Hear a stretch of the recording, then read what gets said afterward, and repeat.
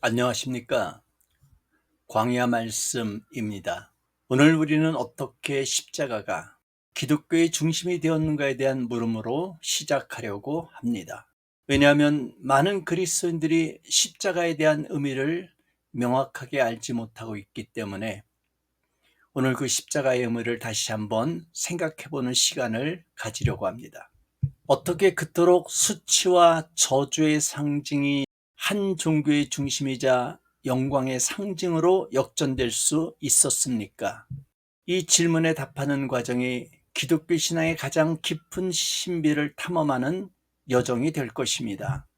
우리는 두 개의 극적인 장면에서 시작하겠습니다.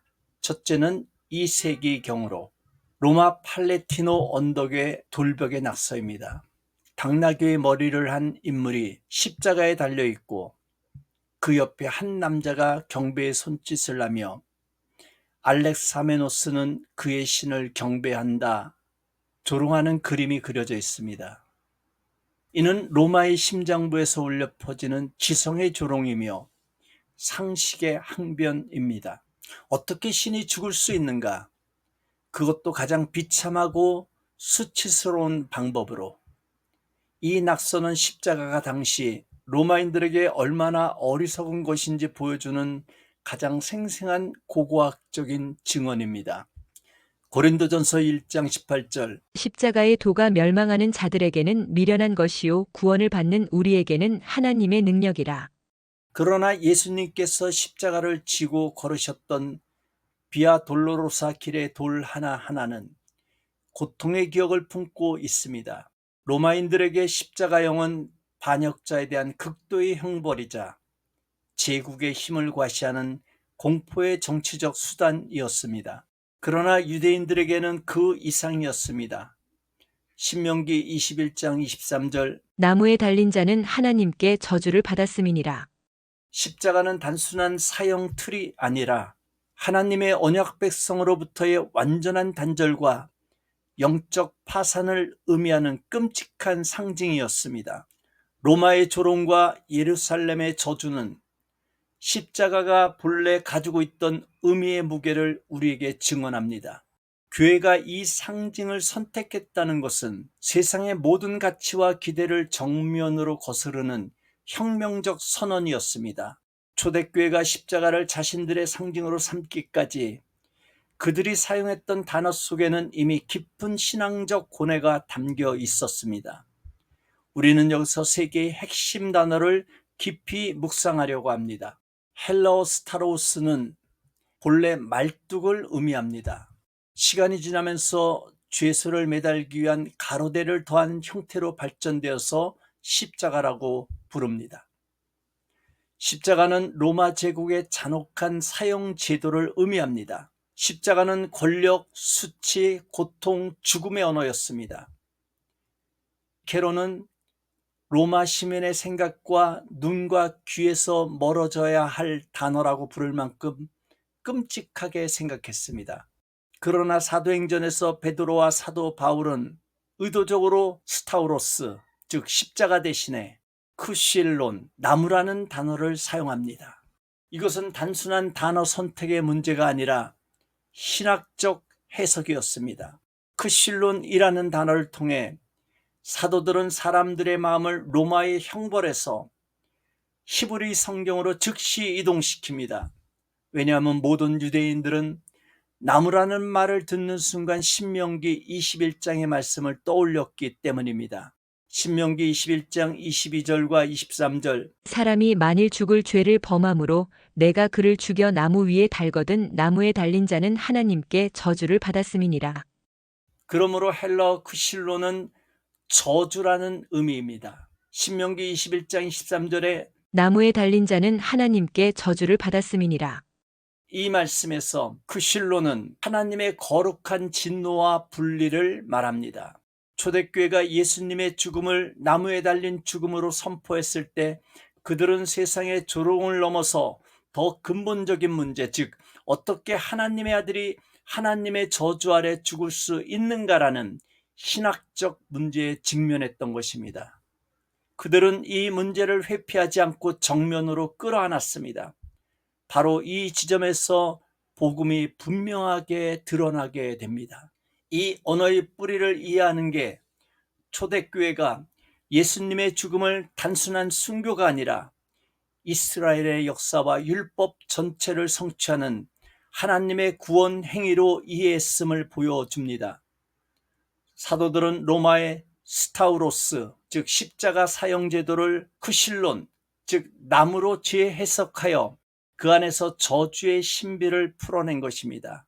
1세기 유대 랍비들은 십자가에 달린 메시아는 있을 수 없는 일이었습니다.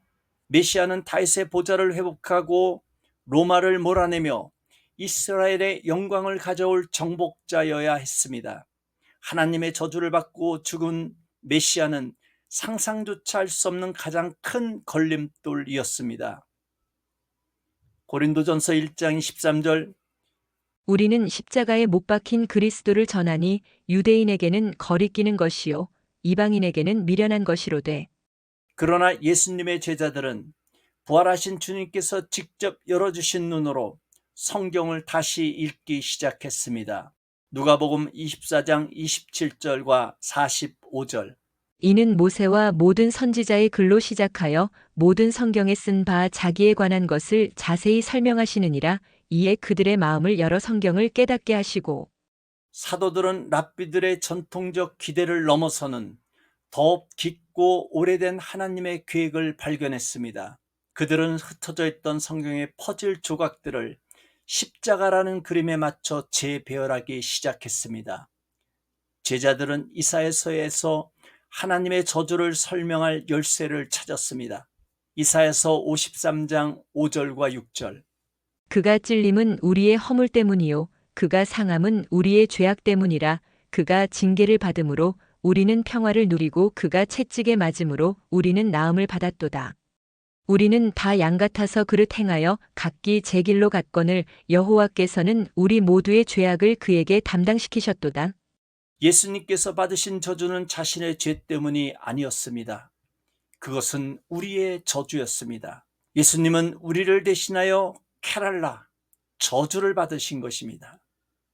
사도 바울이 그리스도께서 우리를 위하여 저주를 받은 바 되사 율법의 저주에서 우리를 속량하였으니 기록된 바 나무에 달린 자마다 저주 아래 있는 자라 하였음이라. 외쳤을 때 사도 바울은 이 구속사적 대전환을 선포한 것입니다.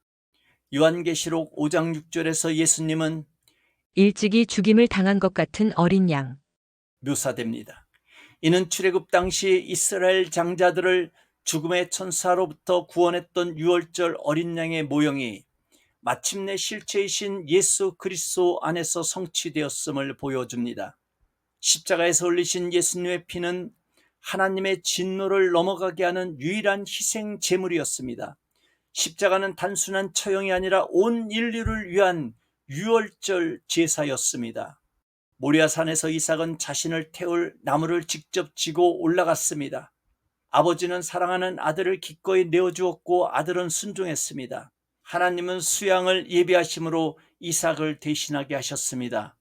수천 년 후 바로 그 모리아산인 골고다 언덕 위에 하나님 아버지는 자신의 독생자를 내어주셨고 아들은 십자가라는 나무를 지고 오르셨습니다. 이번에는 대신할 수양이 없었습니다. 예수님이 바로 온 세상을 위한 마지막 대속제물, 세상 죄를 지고 가는 하나님의 어린 양이셨기 때문입니다. 이처럼 십자가는 구약 전체에 흩어져 있던 하나님의 약속과 모형들을 하나로 모으는 초점이자 성취입니다.